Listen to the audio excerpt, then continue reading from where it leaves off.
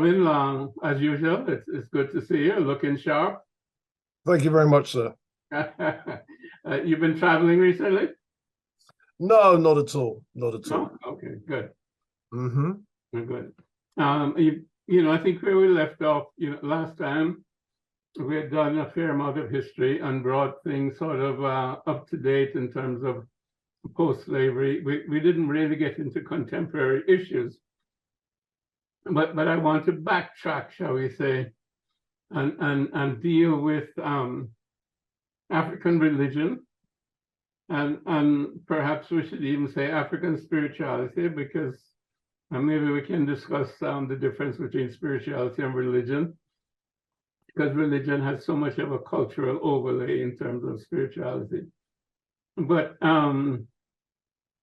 one of the things that, because I think that religion or spirituality is the basis of culture, and culture is what we do and what has manifested over time in terms of our history.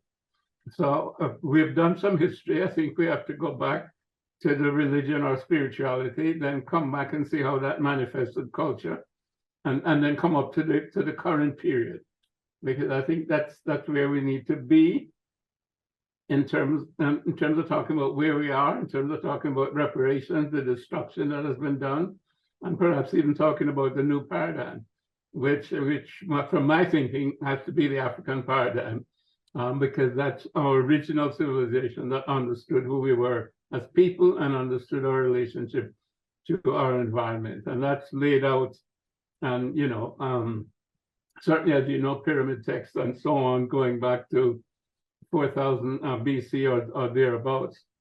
One of the things that I read somewhere in your writings, and by the way, once again, I have to praise you on your scholarship, which is very, very wide. And again, not just in terms of history, but in terms of religion, in terms of science, and so much of what we have done as African people over time. You point out that writing goes back possibly to what, 5000 BC or more in terms of Africa. But when you look at Southern Europe, it only goes back to about 500 BC. So when you look also at Homo sapiens, we go back 200,000 years. So much of what we have experienced really has to come down to us by word of mouth and stories and myths and legends. And that's where we really have to go to try to understand our roots. And one of the people that we need to, in terms of looking at those roots, how did we come up with our concepts of religion, if you will, and again, maybe you want to define also spirituality versus religion. Maybe that's my fetish, if you will. But religion becomes cultural in terms of how spirituality sees itself. It depends on the trees that are out there, or the animals that are out there, or the weather that's out there, or your neighbors that's out there. And because religion ends up as shall we say, ritual as well as dogma, and that really is the things. Whereas spirituality is not so much things, but is a spiritual essence, which is a consciousness, which influences behavior, and you have to look for it in the essence of culture. But the reverse can happen, meaning that religion can hide spirituality if it's not interpreted properly. I'm saying all of that to say that I think we are confused generally in terms of talking about spirituality and talking about religion. But beside that, let's go back to how do you think religious ideas came about during that period of time when we didn't have writing, etc., etc. Greetings. My name is Robin Walker. I'm also known as the Black History Man. I am perhaps best known for my 2006 book, When We Ruled. Based on this book, I'm launching a new online history course aimed at you, the adults. You could be a parent, you could be a teacher, a mechanic, cleaner, professionals, care workers, security guards, taxi drivers, kitchen workers, entrepreneurs, tech heads, lawyers, all of you. We want people from all over the world to be empowered by our content. We want you to gain mastery over your history and heritage.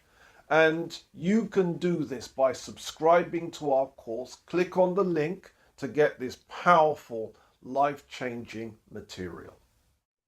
Thanks for the question, sir. Looking at the scholarship that I've seen, two scholars have had something relevant to say that I think is worth repeating. There was an English scholar from the end of the 19th and the beginning of the 20th century called Gerald Massey, and he wrote a number of books, but the most important is a 2-volume book called Ancient Egypt, the Light of the World. An African-American scholar who's actually a medical doctor by day, but is a very, very great scholar, Professor Charles S. Finch. And he has developed the model. And Finch's ideas are the ideas that I teach. So I'm getting it partly from Massey and wholly from Finch. So how did religious ideas come about? Well, Gerald Massey raised the question, did man create God in his own image? And answered, no. If you look at the earliest images that we have of humans conceptualizing this massive power, it wasn't anthropomorphic. It wasn't thinking of God as one big giant human or a series of humans. Originally, they used images from the natural world. And those images could be animals, it could be the elemental forces of day and night. So a number of different things. Now, what happened was Dr. Finch then worked on it. And he argues that more or less, if we're using mythology as our guide, he believes that you can trace our religious ideas and how early humans, African humans, produced these ideas. Essentially, the very first stage was to conceive of the divine power or powers as female superhuman types taken from nature.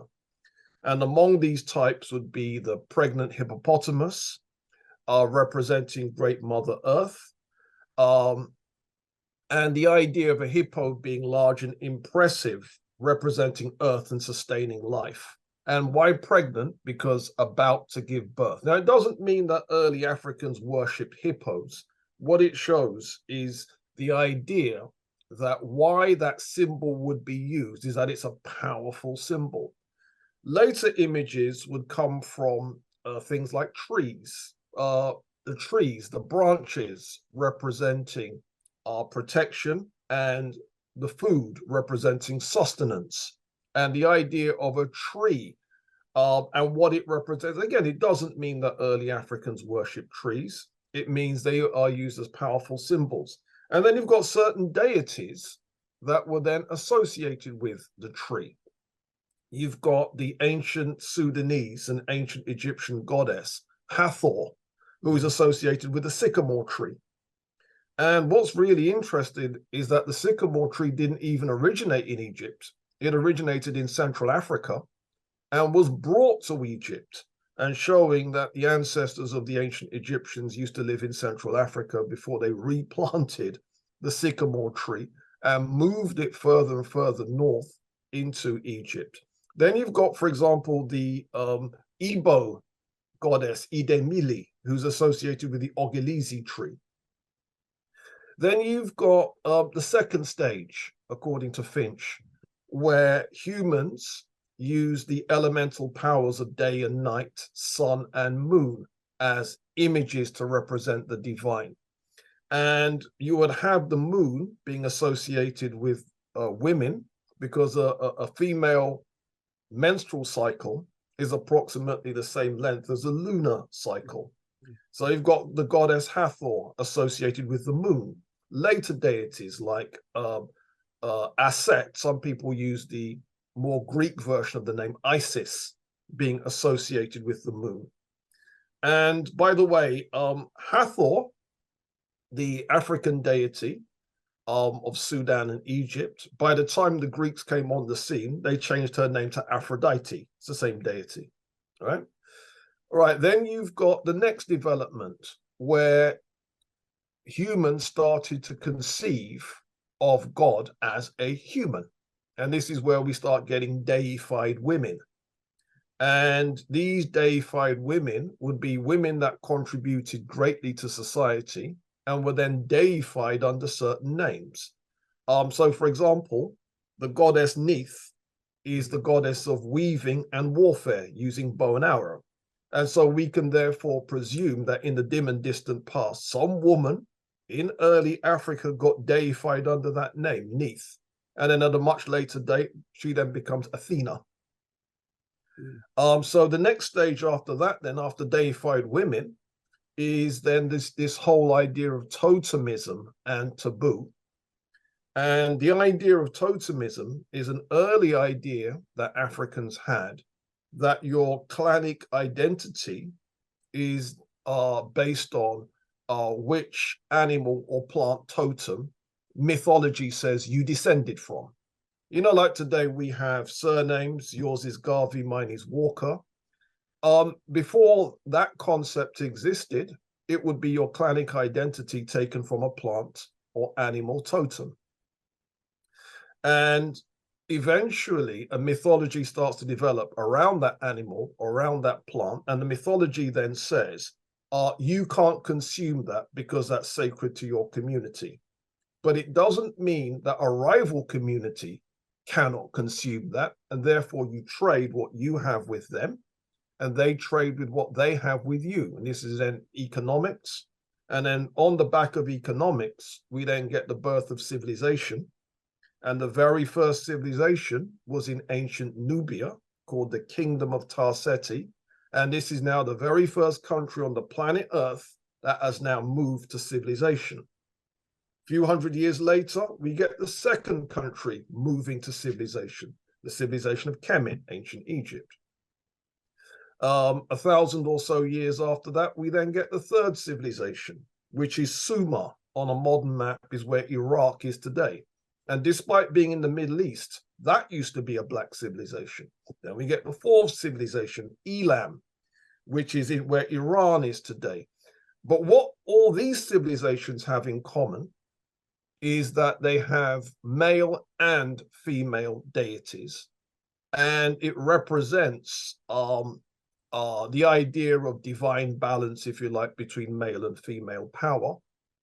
And then the next development after that then is where we get the first civilization to write down their religious ideas. And the oldest written account that we have is the pyramid texts.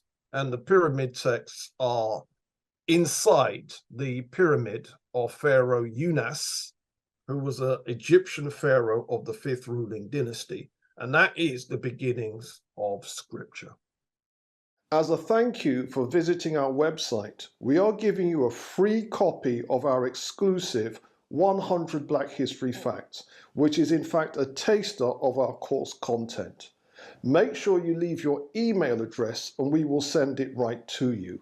We hope it inspires you to dig deeper into your history and heritage. Well, you know, that's a fabulous tour through thousands and thousands of years in terms of history, and perhaps we should say also philosophy in terms of understanding of ourselves. And I think it's based on, shall we say, the first human beings really looking at self and looking at surroundings, which is nature, and learning from nature. You know, what does water do? Water quenches your thirst, or you wash yourself with water. What do trees do? They bear fruit, or they give you shade, or you can use a branch to make a house, or what have you. So there's a relationship with everything that's around you. I mean, what does the rock do? It's firm, you can sit on it, or you can shape it, or whatever. or certain rocks have certain colors, which we nowadays we could call gold or silver or turquoise or whatever it is, but they're pretty colors, and you can use them for ornaments.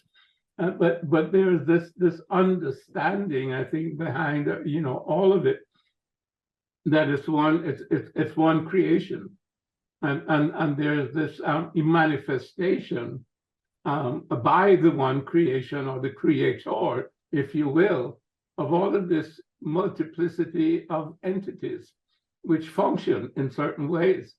And then I think, especially when we come down to the hieroglyphics, we can see that the hieroglyphics are symbolic of animals or plants or trees or what have you, that have certain functional properties.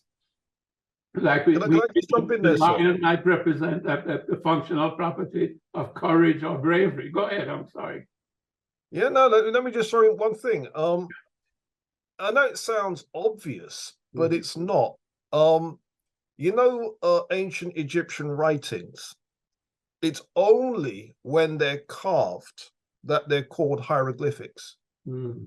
If they're written, it's not hieroglyphics, only when it's carved. And why? Because hieroglyphics means sacred carvings. Do you see?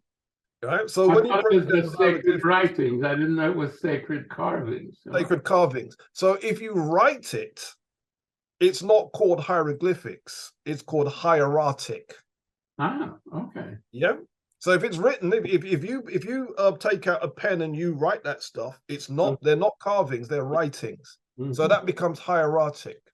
And so the idea then was the fact that it's carved gives it.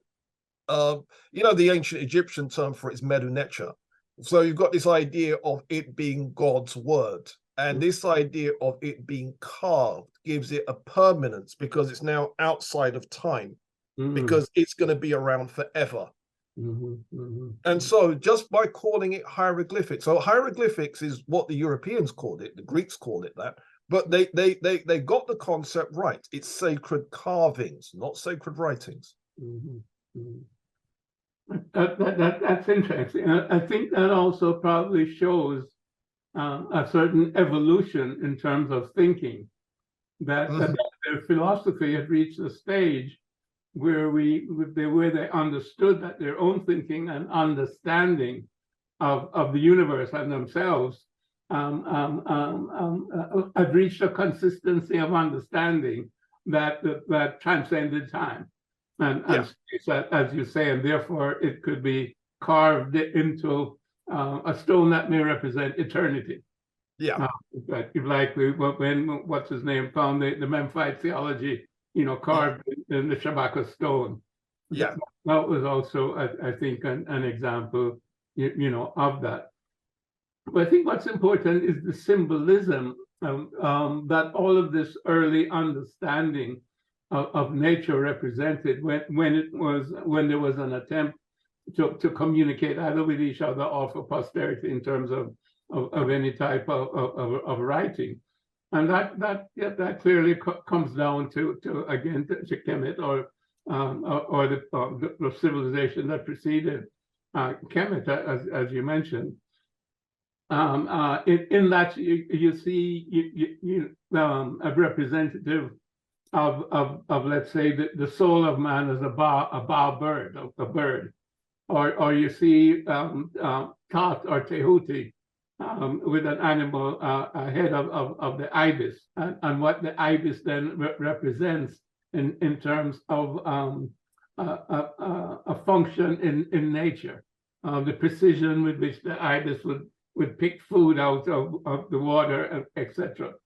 Or you see Anubis representing, a canine representing the digestive process, and you can see, somebody with a head of Anubis, or you see Anubis as an animal, and you see then representing the transformation, because the digestive process is a transformation of food going into the body and then becoming nourishment, etc. So the symbolism is a symbolism that shows you an understanding of the function of the symbol. And I think, this is very, very critical in terms of the early stages of our human understanding. But when it comes all the way down to writing and alphabetical writing, that becomes completely lost. And the alphabet, from A to Z, it's pretty much meaningless in terms of A, B, C.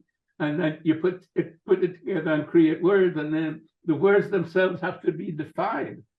There's no natural connection to functions in the universe or in you as a person. So somebody gives them a definition, and then you have to look up that definition in the dictionary, or it's taught to you in schools and so on and so forth. So you get into a whole world of intellect. And of course, we're going to get there later on, but I think that's how the European developed in terms of their own intelligence.